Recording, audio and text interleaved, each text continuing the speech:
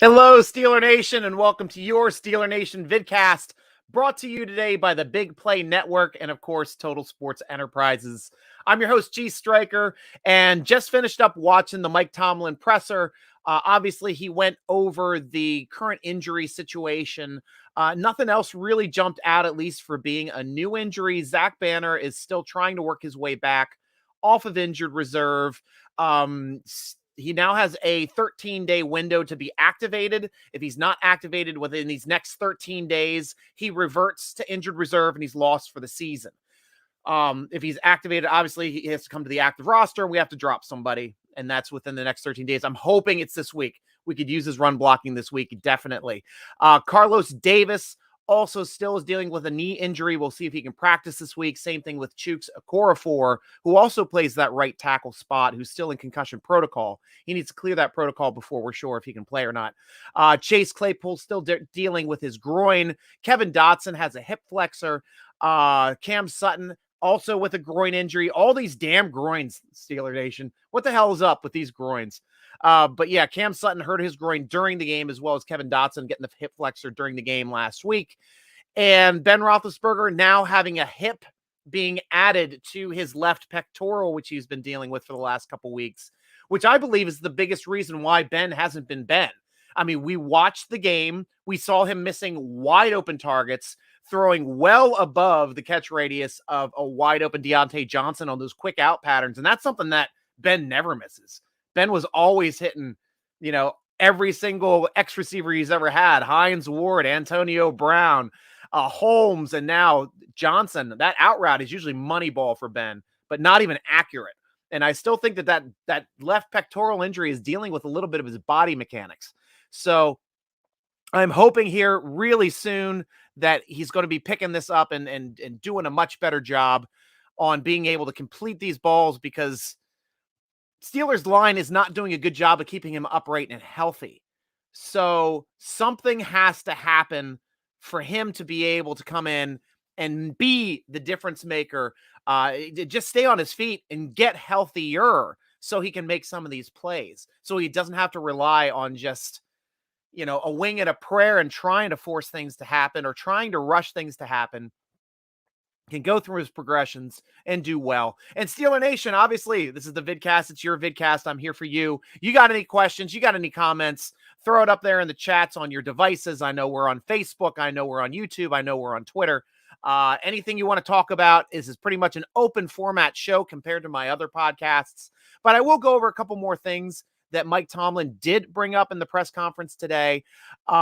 He did state that the run offense is doing better, and they're taking a step forward in the running game. They're eliminating some negative yardage plays, cleaner technique, of course, less penalties, which we saw last week, and they're doing much better in situational football plays in short yardage and at the goal line, where they were able to get first downs, get a touchdown, jumping over the top there with Najee Harris. That was a great play. So things to positives to start seeing moving forward here with this young offensive line doing better in the running game. Tomlin sees it. I see it. Hopefully we get to just keep getting better, and I'd like to see Najee eventually get a 100-yard game. He's due, not just in receiving, obviously combined in receiving. Yes, he's done that, but for rushing, he's a running back. He wants to get his yardage on the ground. And a lot of people were thinking, yeah, he might have a shot of breaking the other Harris's, Franco Harris's rushing title for a rookie who holds the rookie record for a Pittsburgh Steelers rookie running back, most yardage in a rookie season, albeit in like 14 games. Now they've got 17 games to play, but you think it would be a good bet knowing he was going to get the majority of the shares and the carries, and he's getting a majority of the carries and touches in the NFL. This past game was like the first game they actually gave Najee a little bit of a break. Snell was in for a few plays. Balaj was in for a few plays, giving him about 10 plays off because the previous game before he played every single snap. And I think the game before that as well. So nice to see them working in some rotation. I think it's going to keep him fresh. He's young. We don't want him to hit that rookie wall yet. Definitely not.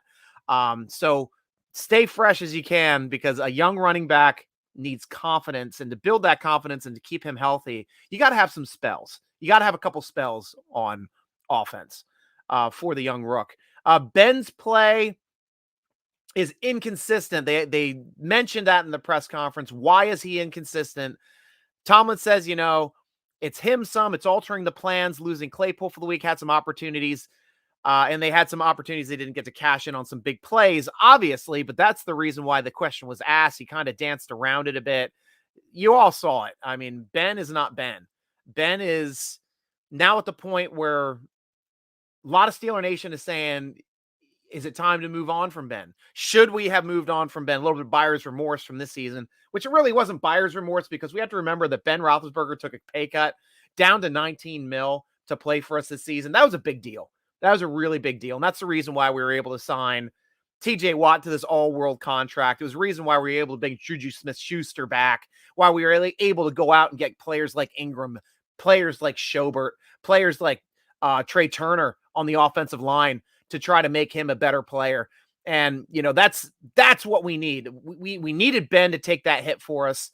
But right now, he's taking the hits. Ben is the one taking the hits.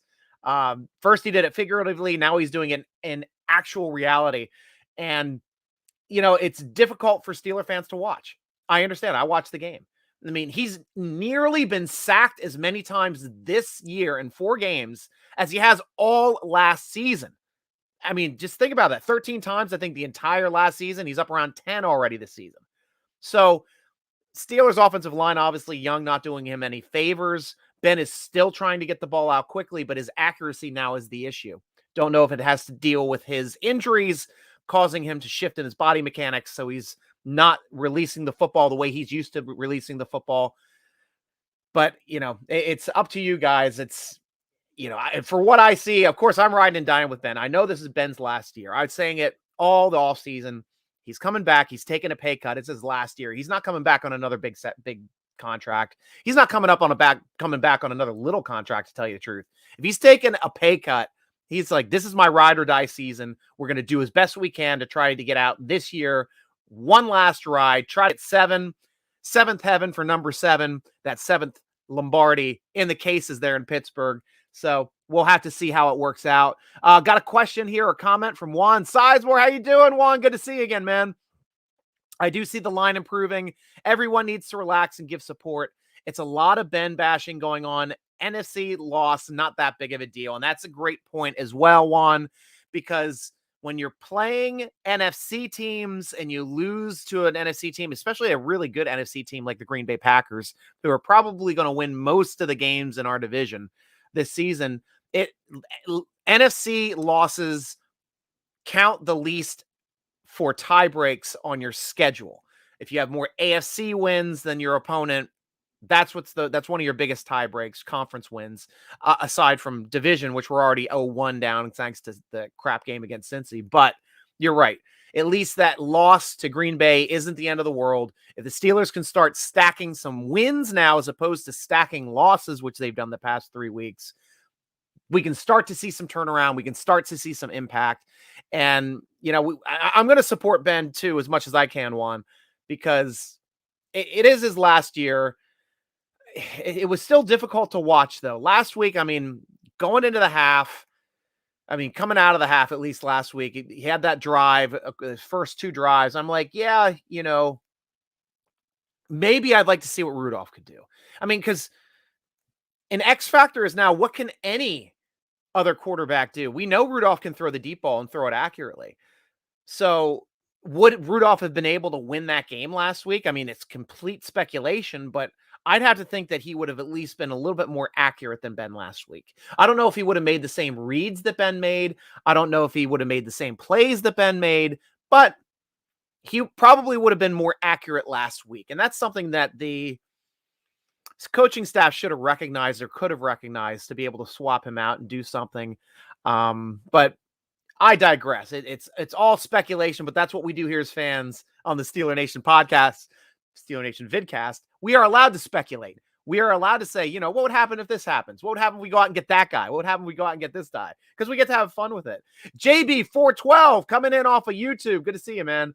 Mike, may seem like a long shot, but a turnaround could happen. And I agree with you because, in my opinion, JB, I was hoping that this team was going to get through September at 500 because this is a young team. We've got 4 starters on offense. Kendrick Green at center, Moore at left tackle, Najee at the running back position, and of course, Pat Freiermuth, who is our starting tight end. He is the one starting the football games now when we have Eric Ebron on the roster as well, and he's the one getting in on the running plays, which is fortunate because Eric Ebron just can't block, man. The guy is not built to block. He's built to stretch the field. He's built to catch the balls and make splash plays after he catches the ball. But being a tight end, he's tight end in name only. Our tight end is Pat Freiermuth. So keep screaming his name, Steeler Nation, especially this weekend, Sunday coming up here. And that's unfortunately, I'm going to be missing the game this week. I'm not able to make the game. I've got other family obligations, unfortunately, this week. So Steeler Nation, if anybody wants to go to the game, message me. I'm willing to get rid of my tickets at a cost. So you know the formats. Go ahead, shoot me a private message here on Twitter or a comment there, and I'll see if we can touch base and see if you guys are interested. But yeah, unfortunately, I got family stuff this week, and I'm trying my damnedest to get back there the following week for that Seattle game because I'd love to see them play in that game. Another thing that Tomlin noticed in the press conference, the defense, he said, did you see any improvement? He said, I saw some improvement on defense, and the defense is keeping a lid on it, meaning they're keeping a lid on letting up big plays. And it was true. They didn't allow a big play to Aaron Rodgers. They allowed a lot of little plays to Aaron Rodgers, but they didn't give up that big splash play like they did at the end of the game against the Raiders, like they did all over the game against us in the second half against Cincy, unfortunately. But that is a good point. I think also kind of like situational football dictated that Aaron Rodgers didn't need to go for a big play really in the second half once they got up by another 7 points immediately after halftime. They were kind of being a little bit more conservative, eating the clock. You could tell because time of possession just slaughtered. 2-to-1 ratio time of possession. That's the most difficult to come back from because it's tough to even make plays when the other team is playing conservatively and they have a lead. Though we did force that one turnover, just couldn't do anything really with it. When we got that fumble. Another comment here from JB. Good to hear from you again, man. If they can get Pat going, hitting the middle of the field, line continues to improve, defense get healthy. I mean, that's it. That's exactly what I've been saying here the last 4 weeks, JB. The defense is healthy. They're a top 3 defense. No question. Up and down the board, they're a top 3 defense. Pat Freiermuth, he is the tight end. He is our tight end. He's our starting tight end. I mean, actually, it's now. He started week 1. So, it's the way it was. I think we had Ebron on the field, though, too, just because we didn't want to hurt his feelings or something.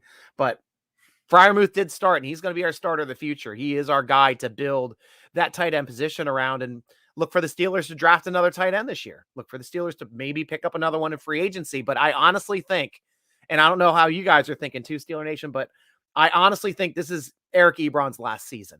I don't see him coming back next year. I know it is his last season. We signed a 2-year contract. This is season 2. But with what he's shown, I don't think it merits bringing him back. I think he has bad hand mechanics.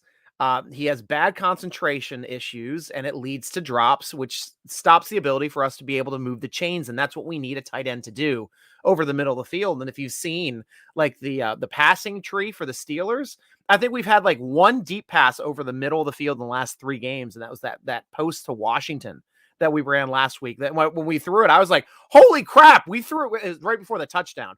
But it was like, holy crap, we threw a post. We haven't thrown a pass over the middle of the field all season. Finally threw one. And that's what you need. The tight end's a big part of that. And Eric Ebron can get down the field a little better than Pat Freiermuth. That is what he is better at doing. He's a little bit more seasoned. He's a little bit better of a route runner, but Freiermuth has the sure hands, man. Freiermuth is the better blocker. Freiermuth has the better upside. Riding and dying for the future. Muth is the guy. But I do see the improvement as well, and I want to see that run game keep incrementally improving because we're through the first 4 games. Now we're getting to the meat potatoes time of the season. This is now you should be getting out of your learning portion of, what type of offense are we going to be? What type of defense are we going to be? And now you have to start executing your game plans and doing it efficiently and start stacking wins in October. That is the point that we're at right now. Yes, the turnaround can happen, and I'm with you, JB. I like that point. Juan back again. Understandable. Also, defense has not been up to snuff. It's not been as good as last season. I know injuries play a part, but this is a team-wide issue. And I agree. But I think we saw the night and day difference when we have a 100% healthy defense. We stopped one of the best offenses in the NFL in Buffalo in front of their home court. First week of the year, we shut down Josh Allen. Absolutely shut him down. So when we're healthy, we can do it. We got a top 3 defense. I thought this defense was going to be a special defense, like an all-time special defense. But then game 2 hit. All of a sudden, we didn't have Bush and Hayden going into the game, getting freak groin injuries right before the game, being out for the game. Then the game starts. We lose Alu for the year in the first half. We lose oh, gosh, we lost another person in that game. Oh, Watt. Watt goes down hurt in that game, too. And then, Highsmith gets banged up. So you had him playing banged up. You had TJ out. You had Alu out. That's why they were able to start running the football and controlling it. And that's what teams are doing. They're controlling the game through our inability to stop the run right now, just because right now, out of our front, just remember, our front 7 going into this year was probably the top front 7 in the league. And I put it up there with the Rams. I mean, you got Tuitt, Alu, and Hayward across the front, first 3 positions. You only have Hayward left. Lost 2 guys. Then you got your other 4 positions, all world, TJ Watt, you got Schobert, you got Bush, you got Highsmith. Only Schobert out of those 4 linebackers hasn't missed a game yet. So with all that rotation, all of those injuries, all that uncertainty with who's going to be in, what level of play they're playing at. And you got to remember too, with groin injuries, especially for these quick twitch athletes like a Bush, like a Highsmith, like a TJ Watt, these groin injuries take some time to fully recover from. It's about a month to fully recover from a groin. So you saw TJ was showing some explosiveness, but still wasn't 100%. Highsmith as well, doing his best, looked better earlier in the game as opposed to later in the game. And we'll see in game 2 that groin will be a little stronger. We'll see them do a little bit better this week. And that's the way and that you saw case in point with Bush. 2 games ago, Bush looked like dog shit. Not going to sugarcoat it. Bush, you had a bad game. But last game, Bush was looking better. He's starting to recover. That groin is getting better. I always track injuries. That's how I know these things, guys. Bush looked better last game. I expect him to look better and fast this week, because Spillane looked fast as hell when he played that game instead of Bush. Like, I would have rather had Bush in than Spillane in than Bush 2 weeks ago. I really would have. The way that Spillane was like the highlight of that game against the Raiders, our homecoming game. But it is what it is. We're speculating. We're fans. This is what we do. Cole, good to hear you. Cole Carter coming in from YouTube. If Ben can't go on Sunday, who gets the start? Mason Rudolph obviously would get the start if Ben can't go. Is it who I'd want to start? No. I personally want to see Dwayne Haskins play. I think he can give us more upside than Mason, but would I be disappointed in either starting? No.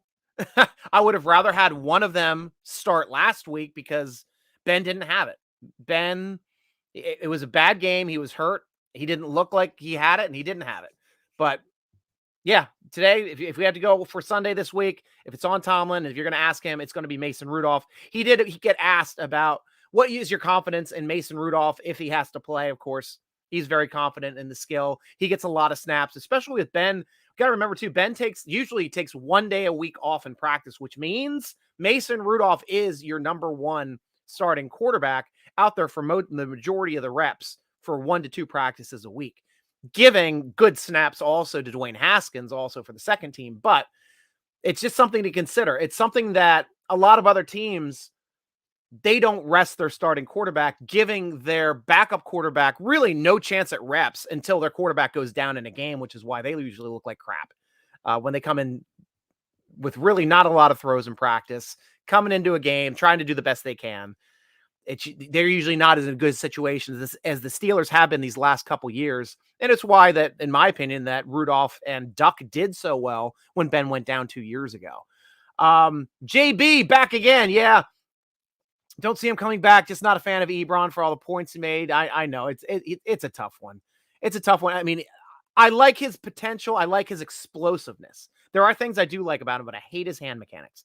Absolute crap hand mechanics. He's like hand mechanics, like tight ends usually have the best hand mechanics on the team. Like watching Heath Miller, watching Freiermuth, bam, turn around, facing football, palms on the football, thumbs touching, making that window for that nose of the football to fit right between there. Right between here, right where I'm talking. See, it's a vidcast, right where I'm looking. That's where you want that football to go. The nose of the football right through those hands. Bam, bam, bam, bam. And you see that, I saw that one catch near the line of scrimmage. And like, this is Ebron's hand positioning. He's got one hand facing the ball, one hand facing away.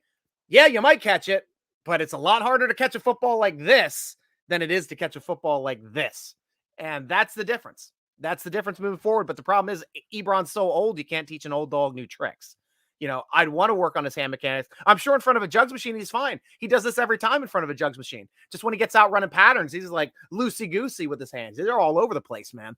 But you got those good quarterbacks, your good receivers, Ward, AB. It doesn't matter which way they're going. They're always flashing those palms on that football. And that's why they catch the ball more often than not. Same here with Cole Carter. I would love to see Haskins or Dobb get some reps. Yeah. Juan agrees too. And I see you. And Haskins, your pick as well. Yeah, I hear you. And Dobbs, yeah, good point on Dobbs too. But the only problem why Dobbs can't get any reps is he's on injured reserve. So he's not able to even be in the talks this year because he was put on injured reserve before the season started. So he's out for the year.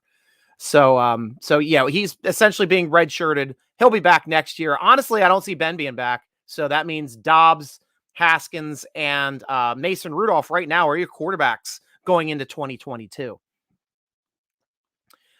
Bush had a sack against the Packers, right? Hope we see more of him in the pass rush. Yeah, I was pretty sure. Yes, because he blitzed the B gap. Yeah, it was a great play call early in the game. And that was something that I've been asking and begging the defense to do when they did not have TJ Watt and Highsmith on the field, was trying to gap people with blitzing either that slot corner, your strong safety, or your inside linebackers, because you had to create some kind of overload to get somebody in, get somebody free. And it was a great play. And you got to think, like, that's one of the few times they've really tried to unleash Bush. And he also blitzed later in the game and got good pressure on that second one that I'm remembering now. But the best A-gap, B-gap blitzer we ever had at inside linebacker was Vince Williams. And he's not the fastest guy. He was just amazing at quickly hitting the hole. Just like bam, bam, every time.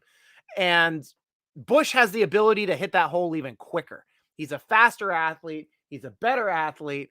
And I want to see him make those plays and coming down and giving them the opportunity to make more plays, because we know that A-gap blitzer can be a big part of the system. The way it was, like, you'd have Vince Williams ripping off like 8 to 10 sacks a season, just being a situational pass rusher out of the A and B gaps. I mean, that's just something you've got to do, something you've got to keep in that game plan. And we even saw Malik going in there too, getting a tackle in the backfield, getting some push in the backfield as well. And I think technically, did TJ Watt get credited for the trip sack? That was a great one too, because that's just a competitor against a competitor. I know they were pissed off they didn't get the call. Probably should have gotten the call. Surprised we didn't get called on it, but it was definitely a trip. But something you always got to do. Steeler Nation always. Well, we say Steeler Nation, Chloe, but we appreciate the Steelers plural too. That's the Steelers personal brand that they put out. Steeler Nation has been around since the 90s, and since we had like old chat boards back on dial-up. That's why I'm gray. back when the internet started, I was back there with Bob Dole. Me and Bob Dole were creating that internet. And first thing we did, first we made the emails, and then we made Steeler Nation. So that's why you're here, Steeler Nation. That's why we had a great site today. Go Steelers! So that's it, guys. Yeah, that's my old man reference. I know I got more gray than not. That's a point there too, Juan Sizemore. Yeah, Ben starts, but to give him a break, get some Wildcat in for Haskins. I was liking that at the end of last season when Dobbs got in the last game, was doing some Wildcat with when Mason Rudolph started that last game against Cleveland. And I was expecting them then for the next game to make Dobbs the backup, making the third quarterback inactive. Now, the third quarterback rule is the third quarterback still dresses, but they can't come into the game unless the first and second quarterbacks are knocked out. So that would have been a neat situational play and usage for Dobbs last season going into the playoffs. But they were just like, no, we're riding and dying with Ben. First play of the game. What's that? What happened? There's a fumble down at my feet at the goal line. I'm just going to stand here. Maybe somebody will get it. It's not going to be me. Touchdown, Cleveland. That was probably the worst play that I've ever witnessed in my life.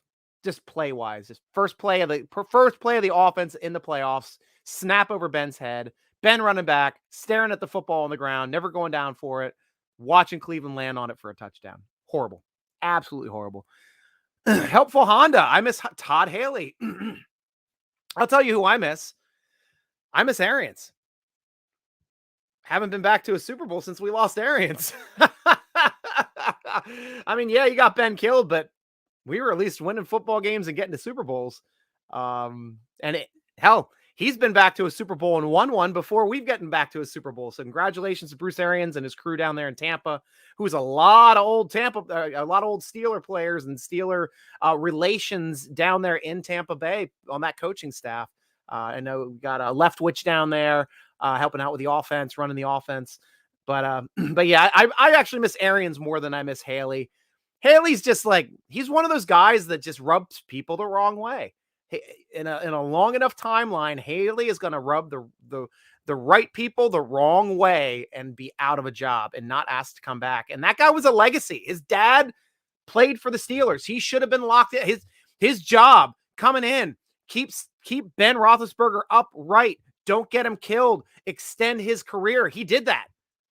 We had like the best offensive performances under Todd Haley than we had under any other offensive coordinator, up around the tops in the league, top 5 in offense, which the Steelers never are. Maybe in rushing, but not in total overall offense or in the pass attack. Todd Haley's offenses were.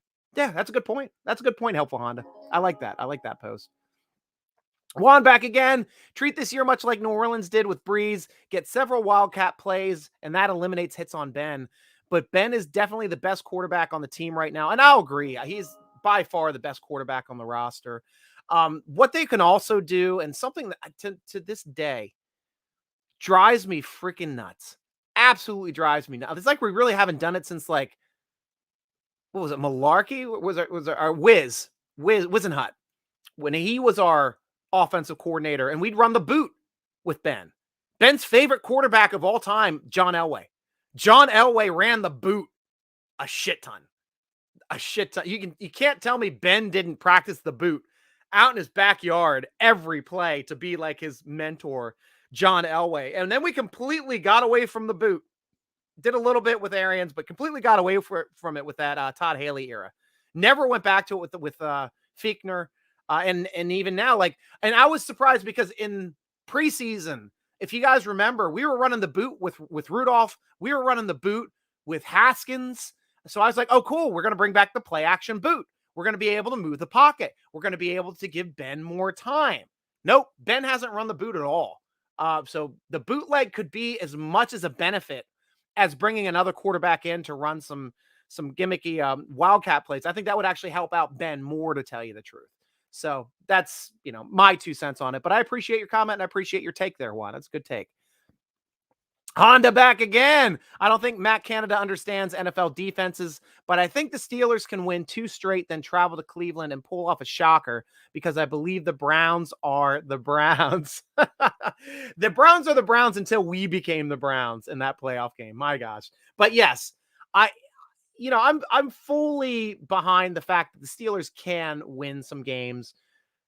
Stick a couple of these together, a couple wins together, and get out there and start really executing. Now, I don't know if this is really Matt Canada's offense yet. And I said it a little bit in the preseason was I'm not sure if they can really start running Matt Canada's offense until Ben's gone. Because right now, this offense looks like the offense of last year at the end of the year when you're just like, have really no hope of moving the football. And you don't have any confidence of the Steelers being able to move the football. Sure, we went down and scored on our first drive in like 3 years. Sure, we scored our first touchdown, first points in the first quarter in the last 9 games. But then after that, we did bupkis. Nothing. Zip. Zilch. Ben missed wide open guys. Ben couldn't complete a pass to players that were open. So right now, I'm thinking this is more on Ben's offense than as opposed to being Matt Canada's offense, because I'm really not seeing the plays that I expected to see out of Matt Canada's play calling that I saw in the preseason, that I saw when he was the offensive coordinator at Maryland, that I saw when he was the offensive coordinator at Pitt. To me, it's Ben. This is Ben's offense, and we're going to ride with Ben now until Ben retires at the end of the season. For me, who else, Steeler Nation? Hands up. I think it's Ben's last year. I was on record at the beginning of the season, on record now. His play, everybody's saying that, oh, look, Ben can't play now. Ben's not a player anymore. We said it. Look at us. Look how smart we are. We said he wasn't a good quarterback. I never had that stance. Ben is a Hall of Fame quarterback, and he can make plays, and he can win games, and he can get you to a playoffs, and he can take you deep in the playoffs and win you a Super Bowl. Doesn't have to be the best quarterback in the league to do that. We need the best defense in the league to do that. We need a great rushing attack to do that. But Ben alone does not have to carry this team to number 7, but he can be a part of it. He can be a part of it. Big Play. How you doing there, Big Play? Nice to see you. I think you mean the Browns is the Browns. Good call. Good call. We got a lot of part of the Big Play network. We are here with the Steeler Nation vidcast. We also have a lot of Browns vidcasts on the Big Play network. And we have a Cincinnati Bengals one, I think, was starting up as well. I'm not sure if that's up yet, but coming up on Browns week, I'm sure we're going to be having a lot of headway and talking to a lot of the people over here on the Big Play network about their Browns. Did somebody okay, no. I wasn't sure if somebody just went in and put up a they got the reflog button. Okay. I thought you changed the bug on me there in the lower left, the Big Play bug, but no, it was just the reflog bug. I see it now. that burnt orange in there, the brown for the Browns. But great. Thanks for joining in there, Dave. Appreciate it. Helpful Honda. Balaj needs more touches than Benny Snell. I liked him in the preseason. I agree with you 100%, Honda. 100%. There's no question that Balaj should not get more touches. He gives you more of a chance to catch a ball out of the backfield. Did you see what happened when they threw a ball to Snell? That's what happened. He was surprised. What's that ball? Huh? Hey, huh? That's not a handoff. Snell's not a receiver. Snell is not a receiver. He might be able to run a circle route but he right over the middle of the field trying to do a turnaround. I don't want to see Snell catching passes at all. If that's part of the game plan, no. Nope. Have Snell in there killing himself and throwing his head into the line of scrimmage. That's all I want to see Snell doing. Balaj, yes. Move him around. Get him out there making plays. Play action. Fake to him. Block release. Give him the ball. He's going to make plays. Same thing with, I'm a big Samuels fan. I love Jalen Samuels. And I love McFadden as well. Our two biggest playmaking backups are not even on the roster. Jay Sam's on the practice squad, and McFarland is still on injured reserve. Which I'm surprised because his was listed as a hamstring injury. Hamstrings are only usually about a month. So I was like, okay, well, they used that 3 weeks effectively. Bring him back 4th week. He'll be able to play. Still out. I was surprised that Zach Banner came back. And that's what you said too, Helpful Honda. I'm sorry. I didn't mean to pass by your question there. How do I feel about Zach Banner? I love Zach Banner. Absolutely love Zach Banner. Steeler Nation loves Zach Banner. Number 72 reported as eligible. Yeah! Every time he came on the field and they announced his name because We knew he could maul the person in front of him and he can run block. And that's what he's going to do when he comes back. So I just interviewed him 2 weeks ago. He didn't let slip that he was coming back. I thought he wasn't going to be coming back for another month. The way his demeanor was, the way we were chatting, the way he didn't really let up until the end of the conversation when we got into talking about more fun stuff. But man, he had me hooked. I didn't, that's what he's doing. He's doing his job. Came back, activated last week, didn't play this week. But this week he's got a pretty good shot of playing.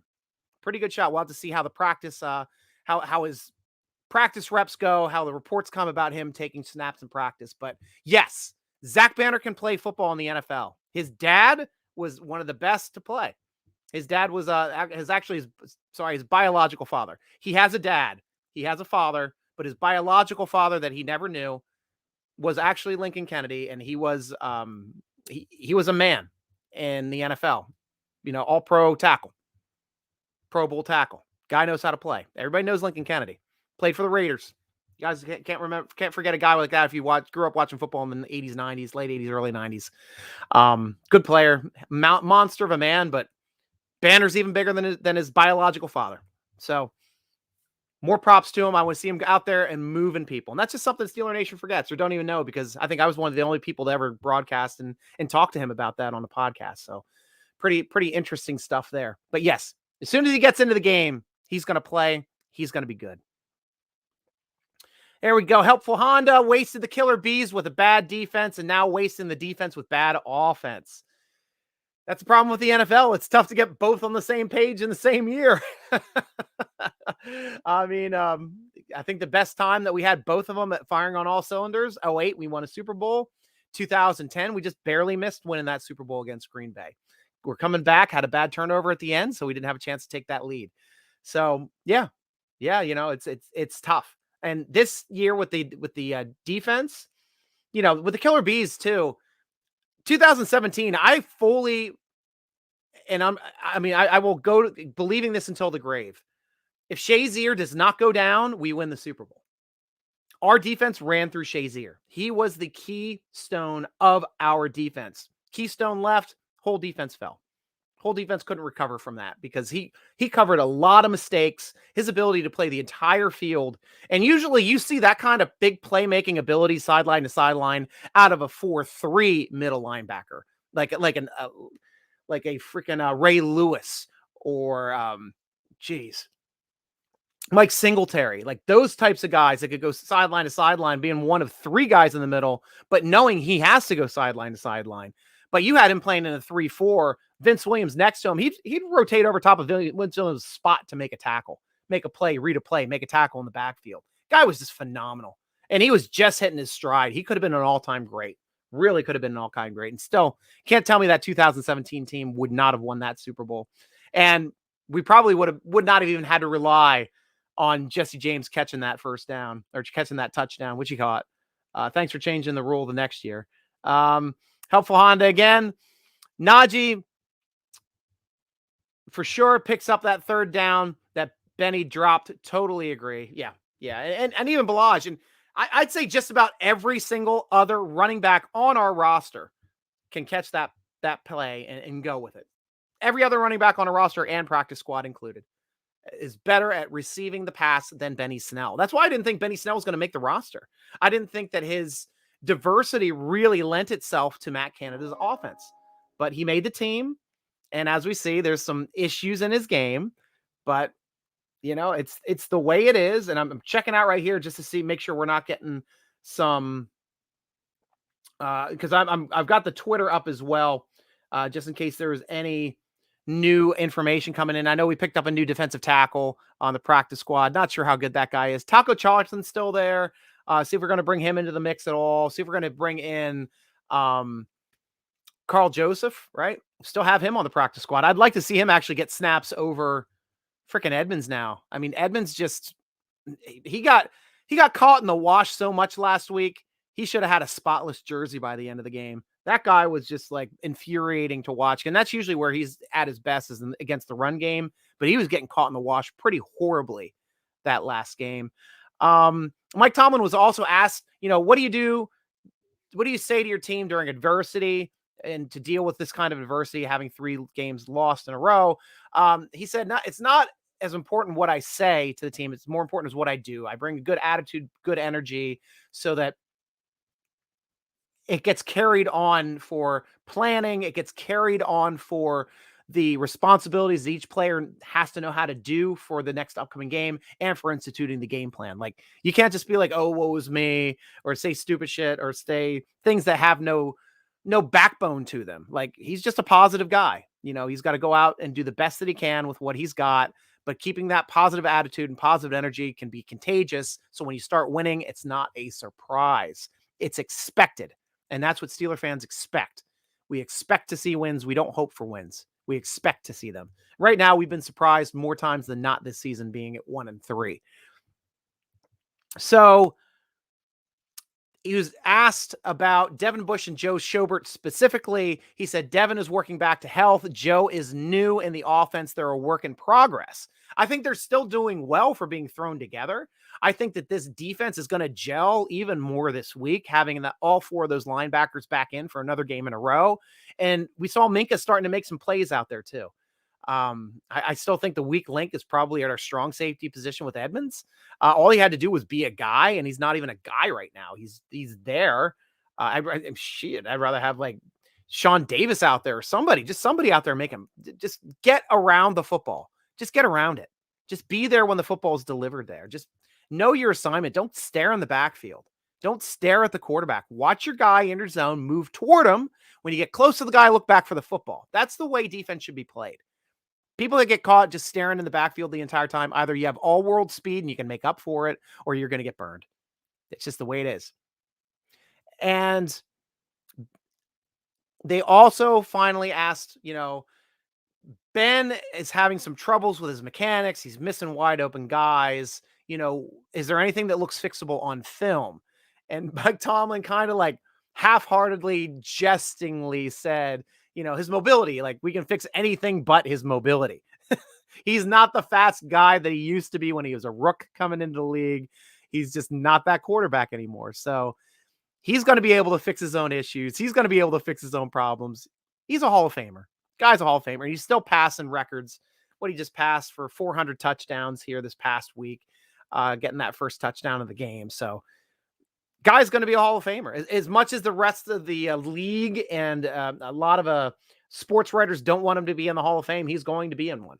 You can't leave him out with all of his accolades and his accomplishments. There's no way you leave him out of the Hall of Fame. Being the only other current quarterback to win multiple Super Bowls. You got Tom Brady, and that's it. Tom Brady and Ben Roethlisberger. Manning did it, but Manning's been out of the league for a few years now. Took Manning a while to do it. Manning didn't do it on his arm for the last one. It wasn't Manning's Super Bowl. Hell, I'd say he didn't win any of his Super Bowls. First one was off the legs of their running back because they took it out of his hands. But, that's what you get. Sometimes your team wins you the Super Bowl. It doesn't always have to be your quarterback. But Manning's a smart quarterback. I can't bust on him for that. Loudermilk Baby.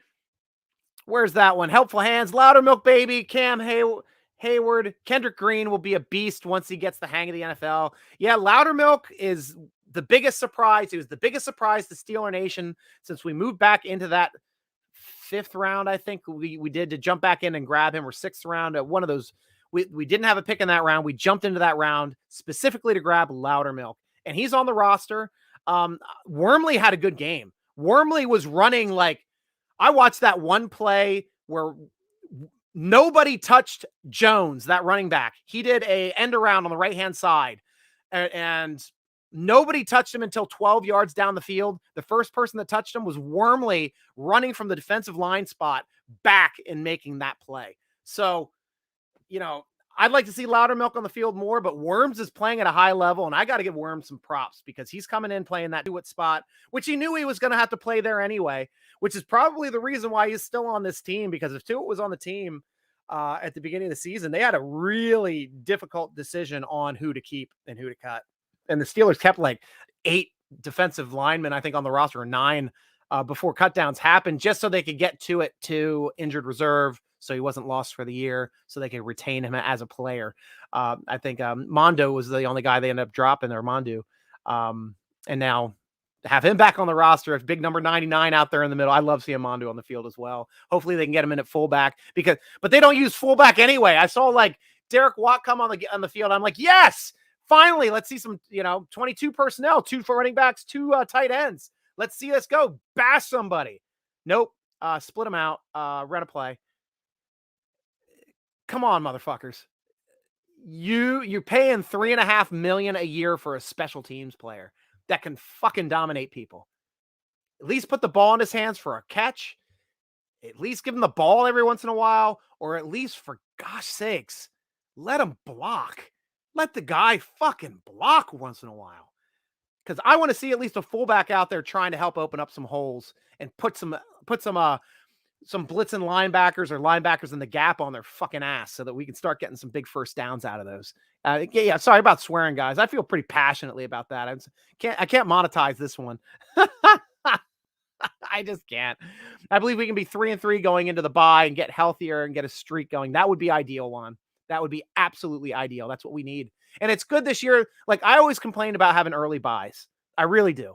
I hate having the bye early in the season. I much rather have it around week 10 or later. But in a situation where you're starting like crap, an early bye can help you reset and start doing things better moving forward, and gives you an advantage down the stretch, especially once you're injured. Early in the season gets you a chance to get healthier too. Great points, Juan. Absolutely perfect points. Helpful Honda back again. Had high hopes for James Pierre. Would like to see him play more nickel. I would too. It looks like they're switching out nickel a bit. It looks like on passing downs, they're bumping down Sutton from the right cornerback spot down to the slot, and then bringing Pierre on the field. In rushing situations, they're keeping Sutton out there in that right cornerback slot, and they're throwing now Mullet. It was Norwood. So I don't know if that was also by design and personnel shift, because we knew that they're going to run it a little bit more. So I think they have like Mullet as being more of their run-oriented guy than like a Trey Norwood, who would be more of a pass-oriented guy, being able to defend the pass as well. So we'll have to see. They're both we know Trey's a young kid and he's a Swiss Army knife, but I want to see that guy out there a little bit more too, and continue to grow within this as well. Yep. That's good, Chloe. Yep. I believe the Steelers are going to win. I do too. And I hope you do too, Steeler Nation. Thanks for joining me for this Steeler Nation vidcast. I mean, heck, I had a good time. This is obviously the one that's open format. It's going to be every Tuesday at 1:00 after the presser. So you guys always can bring back your questions, bring back your comments, and we can talk football and just have a grand old time. And it was a lot of fun. Like, that's why I love doing this. This is your show. This is your show, Steeler Nation. So be sure to come over to SteelerNation.com. Check out our site, because we have some of the best, fastest football knowledge and information and commentary on the internet. So click on SteelerNation.com and read up on the best football forum also on the internet. Love the football forum over there. I post this cope. We do the questions for Steeler Nation of our big podcast show, which drops every Friday at 2 p.m. And all the questions that we take from there come off of SteelerNation.com. So go over to the football forum, join up, and then that way you've got a chance to getting your questions asked. And we always have somebody new and interesting on the show. First week it was Justin Fabus, the country music singer. Then I had Dave Damashek, the funny man and Pittsburgh native, on the show. We had a blast. And then I had 2 weeks ago, we had Zach Banner. And this past week we had Stephen Logan. So we're trying to see this week. Might be Kendall Simmons. I know Kendall Simmons joined us on this day 2 of the draft analysis. We had a great time with Kendall as well. Smart guy, knows running game, knows Steeler football. But that's the way to do it. Go to Steeler Nation forum and become part of the questions for Steeler Nation. We also have a new clothing apparel provider. Pittsburgh Clothing Company is our new provider. Click on the gear button or the t-shirt button on our SteelerNation.com. Takes you over to their place. They got tons of options, tons of colors, tons of different designs for these great logos. My current favorite logo now is the retro helmet logo. I'm going to be getting that shirt, and I'll be showing that to you on one of these upcoming vidcasts. But they're great logo, and it's a fun way to do that over there. Be sure to follow us on Twitter at Steeler Nation. on Instagram at Steeler Nation Com and on Facebook at Steeler Nation Com. Also, we've got our Steeler Nation podcast on Twitter at _SN podcast. You can follow me on Instagram, Twitter, and now Chromecast. Chromecast for all Apple users. If you've got an iPhone, iPad, download the Chromecast app. On Mondays at 3:00, I do the Steeler Nation Chromecast, and I am at SN_Stryker on all three of those platforms. So the easiest way to find me, obviously, is at SN_Stryker across any social media platform, and we can join in and have some fun, guys. So thank you once again for joining us on the Steeler Nation Vidcast, sponsored by Total Sports Enterprises, part of the Big Play Network here on YouTube and across all of their platforms as well. And we're looking forward to the game upcoming this weekend. You know, after 3 losses, Steeler Nation, there's nowhere to go but up. So until then, I'll be rooting along with you as always. Go Steelers! And how do I find my out? There it is. Bye, guys.